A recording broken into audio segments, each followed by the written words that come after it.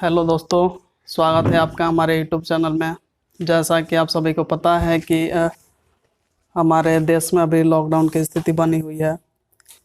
इस स्थिति में हम लोग अपने पढ़ाई को ऑनलाइन भी जारी रख सकते हैं। तो आज हम लोग शुरू करते हैं क्लास 10th का त्रिकोणमिति। इसको इंग्लिश में लिखते हैं ट्रिगोनोमेट्री और हिंदी में कहते हैं इसको त्रिकोणमिति। इसका अर्थ होता है, जैसे त्रि का मतलब होता है तीन, कोण का मतलब जैसा कि नाम से ही स्पष्ट है, और मिति का मतलब होता है मापना, मेजरमेंट।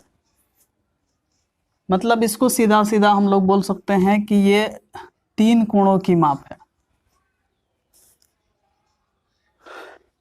मतलब ये हमारे गणित की वह शाखा है जिसमें हम त्रिभुज के कोणों और भुजा से रिलेटेड प्रश्नों का अध्ययन करेंगे।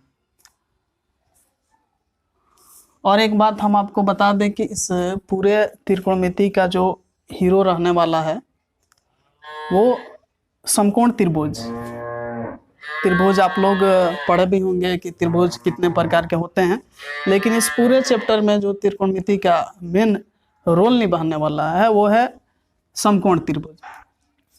समकोण त्रिभुज में तीन चीज़ें आपको पता होनी चाहिए जो हम लोग क्लास 9th में भी पढ़े हैं। P मतलब होता है लंब, B मतलब होता है आधार, और H मतलब होता है कर्ण। देखिए, ये ऐसा हम इसलिए बता रहे हैं क्योंकि अब हम लोग सिर्फ P, B और H से ही हम अपना काम चलाएंगे। इसीलिए ये हमको समझ में आना चाहिए कि लंब को यहाँ पे जैसा लिखा है कि लंब का इंग्लिश होता है परपेंडिकुलर, आधार का इंग्लिश होता है बेस, बी से सूचित करते हैं, और कर्ण का इंग्लिश होता है हाइपोटेनियस, इसे एच से सूचित करते हैं। त्रिभुज ABC समकोण त्रिभुज है जिसका एंगल भी 90 डिग्री है। अब देखिए, ये आधार है। आधार का मतलब कि कोई भी चीज जिस पे टिका होता है, जिस बेस पे, उसी चीज को क्या कहते हैं? आधार कहते हैं। ये त्रिभुज भी इसी बेस पे टिका हुआ है, इसीलिए ये त्रिभुज का क्या है? आधार। लंब और ये है कर्ण। अब देखिए, कर्ण किसी भी त्रिभुज की सबसे बड़ी भुजा होती है। सबसे बड़ी भुजा किसी भी त्रिभुज की जो होती है उसे क्या कहते हैं? कर्ण कहते हैं। लंब और आधार, ये डिफाइन करने के लिए लंब और आधार को हम कैसे डिफाइन करेंगे? त्रिकोणमिति में ये सबसे अहम बात है समझना कि लंब और आधार को हम कैसे डिफाइन करेंगे। तो सीधा सा आप समझ लीजिए कि लंब और आधार को डिसाइड करने के लिए थीटा ही डिसाइड करेगा कि कौन लंब होता है और कौन आधार होता है। जो थीटा के ठीक सामने वाली भुजा होती है, इसको थोड़ा सा हम सही से लिख दें। थीटा, जो थीटा के सामने वाली भुजा होती है उसी को लंब कहते हैं। कर्ण तो आपको पता चल गया, और जो बच गया वही आधार। अगर इसी थीटा को हम रिप्लेस कर देते हैं यहाँ पे, तो कर्ण अभी भी वही है, लेकिन थीटा के सामने वाली भुजा को क्या कहते हैं? लंब कहते हैं। अब ये वाला जो भुजा है ये लंब का काम करेगा इस त्रिभुज में। तो ये थीटा डिसाइड करेगा कि कौन सा लंब होगा और कौन सा आधार होगा। तो त्रिकोणमितीय अनुपात का मतलब होता है कि कोण में और त्रिभुज की भुजाओं में जो अनुपात होता है उसे हम लोग कहते हैं त्रिकोणमितीय अनुपात। ये 6 तरह की होती है, 6 प्रकार की होती है। Sine theta.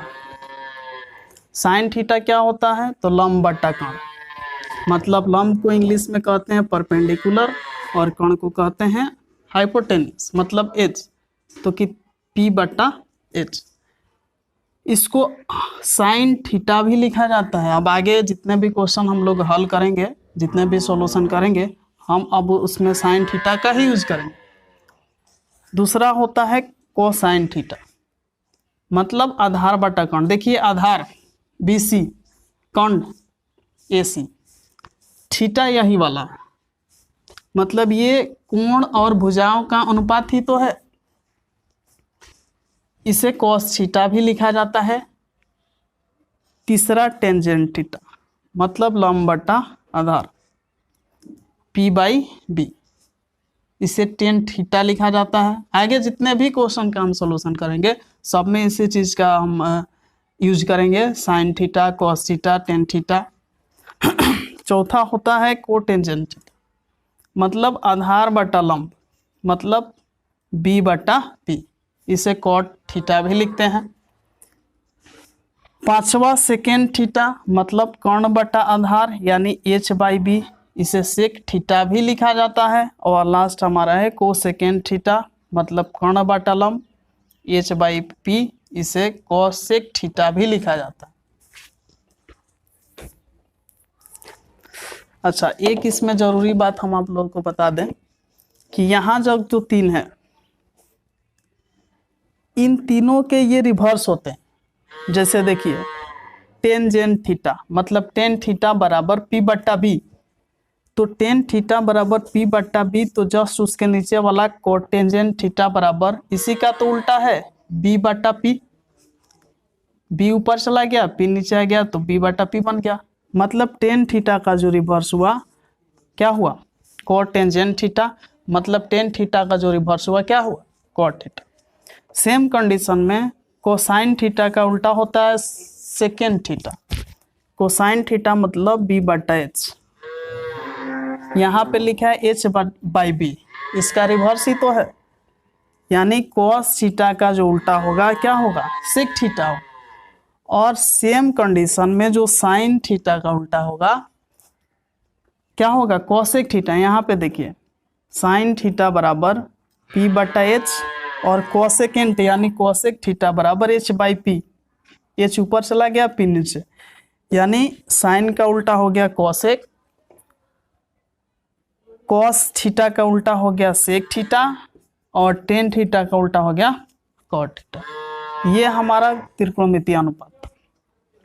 इस पे बहुत सारे क्वेश्चन हम लोग करेंगे, वहाँ ये सारा चीज़ क्लियर हो जाएगा कि कैसे ये सारा चीज़ बदल रहा है। फिलहाल हम लोग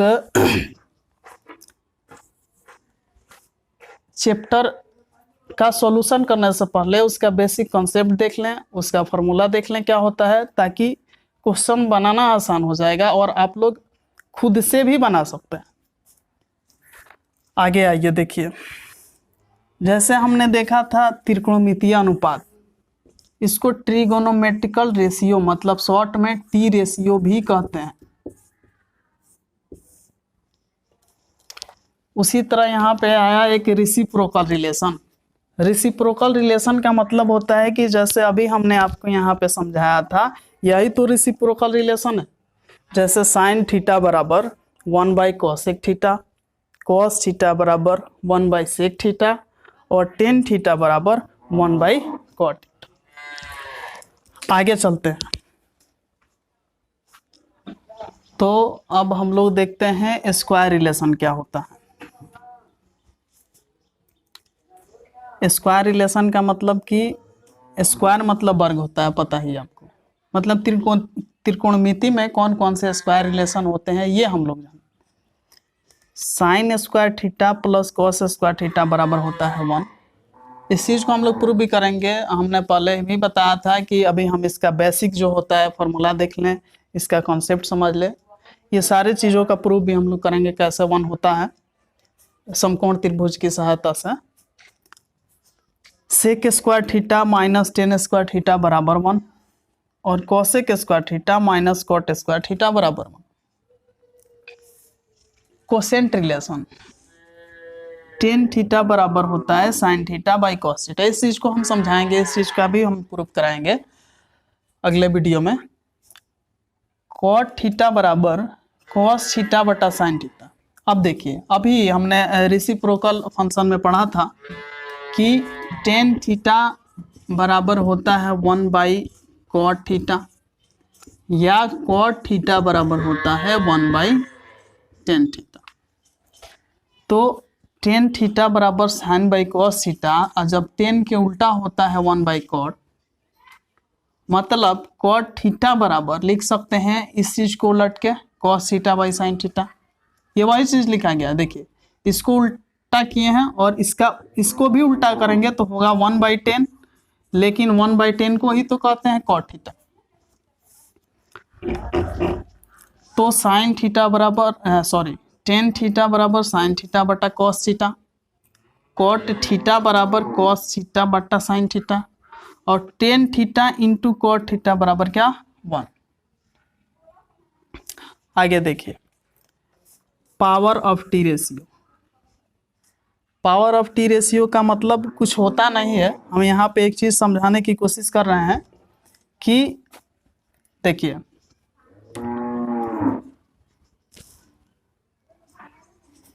ए स्क्वायर बी और ए बी स्क्वायर, इन दोनों में फर्क है। मतलब हम ये समझाने की कोशिश कर रहे हैं कि जैसे बार बार साइन थीटा कॉस थीटा ये सब त्रिकोणमितीय फंक्शन आ रहे हैं, तो ये नहीं समझना है कि साइन थीटा का मतलब कि साइन से थीटा में गुणा किया गया है, ये गलत है। साइन से थीटा में गुणा नहीं किया गया, ये एंगल है, ये मतलब इस थीटा के साथ ही आता है। तो इसका मतलब ये नहीं समझना है कि साइन और थीटा में गुणा है, ये एक ही साथ रहेगा, sine theta cos theta tan theta. तो साइन थीटा का होल स्क्वायर यदि कहीं लिखा है तो हम उस चीज को लिख सकते हैं sine square theta. Cos theta का होल क्यू कहीं लिखा है तो हम इस चीज को लिख सकते हैं कॉस क्यू थीटा, और साइन थीटा का होल क्यू लिखा है कहीं तो हम उस चीज को लिख सकते हैं साइन क्यू थीटा ईटी से। ये समझाने के लिए हमने आपको उदाहरण दिया है, ये समझाने के लिए उदाहरण है, ये कोई फॉर्मूला नहीं है। तो फिर से आप एक बार इस चीज को समझ लीजिए, साइन थीटा होल स्क्वायर बराबर साइन स्क्वायर थीटा लिख सकते हैं, या इस तरह कहीं लिखा हो तो इस तरह भी लिख सकते हैं, क्योंकि चूंकि साइन और थीटा के बीच में हमने अभी बताया कि साइन और थीटा के बीच में गुणा नहीं है, तो इस तरह इसे लिखा जा सकता है इसको कॉस थीटा का होल क्यू बराबर कॉस क्यू थीटा और साइन थीटा का होल क्यू बराबर साइन क्यू थीटा। अगले क्लास में हम लोग पढ़ेंगे जो थीटा है, थीटा का मतलब देखिए थीटा क्या है, एक ग्रीक वर्ड है जो हम त्रिकोणमिति में इसका यूज कोण के रूप में करेंगे। और थीटा का मान कहाँ से कहाँ तक, जैसे आप सभी को पता है कि एक जो वृत्त होता है 0 से लेके 360 डिग्री का कोण बनाता है, लेकिन अभी हम इस क्लास 10th में मात्र 0 डिग्री से लेके 90 डिग्री तक का ही अध्ययन करेंगे। इसके आगे भी पढ़ना है लेकिन वो हमारे सिलेबस का नहीं है, उसको हम लोग क्लास 11th में पढ़ेंगे। तो आज के लिए इतना ही। तो वीडियो को आप ज़्यादा से ज़्यादा लाइक करें, शेयर करें, कमेंट करें और सब्सक्राइब भी करें, ताकि अगले वीडियो आप तक पहुंचाई जा सके।